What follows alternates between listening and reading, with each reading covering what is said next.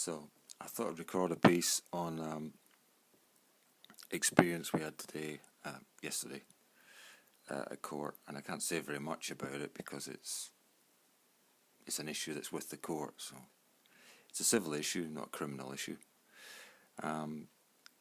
So basically, this is just general observations about how the court works in general, not about a particular case. So, first of all, like everything else, courts need money.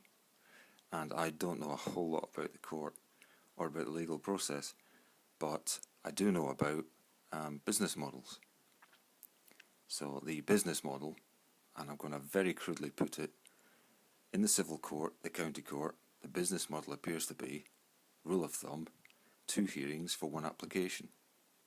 You make an application for something, whatever the issue is that you need settled in law, and there's the claimant, the defendant, there's a case, hearing, but 1 application is a couple £100.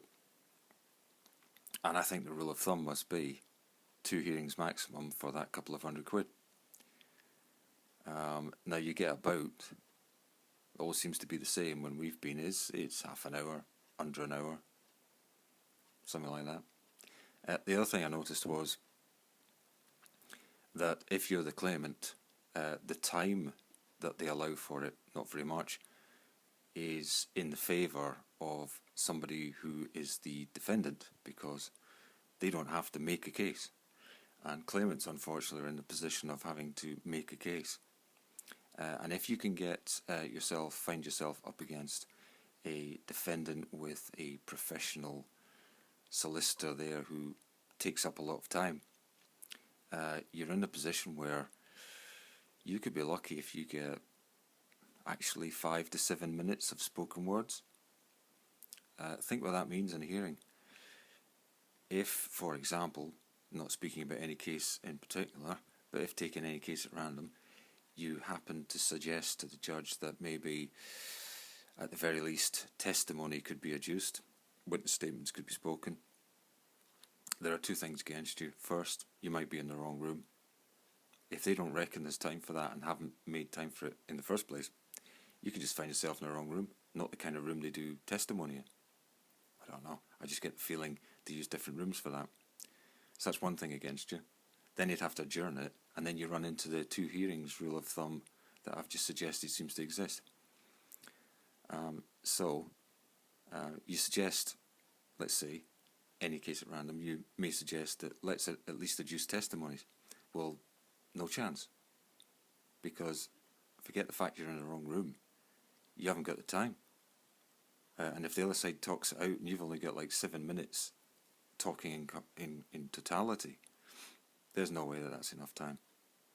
So pressure of time and money are extraordinary on the courts at the minute in England. I can't talk for Scotland, I don't live there, nor Wales if it's any different. It's probably the same in Wales. England and Wales law, yeah. So it's quite a difficult situation around it, and the workload is such. Again, this works in the favour of whoever is the professional, because they'll make applications in time.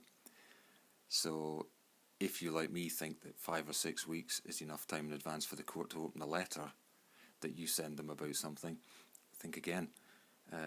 In the particular area we're in the north of England, a particular area, it's they haven't opened July's mail.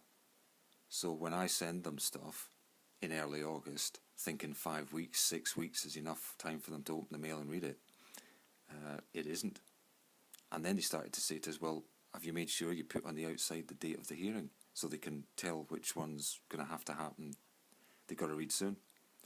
And no, you wouldn't. I mean, basically they're suggesting that you put the case number and the date of the hearing on so that they can prioritise, because they are so pushed. And I'm not blaming anybody, but they're obviously so pushed, they're months behind with the mail. Then you end up emailing them. Well, isn't that even more admin? So they got themselves into a bit of a vicious circle, and I'm not saying it's anyone's fault, but the workload's obviously excessive. The business model they've got is one that pushes them into a corner, and justice has to be made to fit with all of that. I'm not sure that that's the overriding objective, as they call it, is justice at proportionate cost. but justice has to be there. Thanks for watching and listening.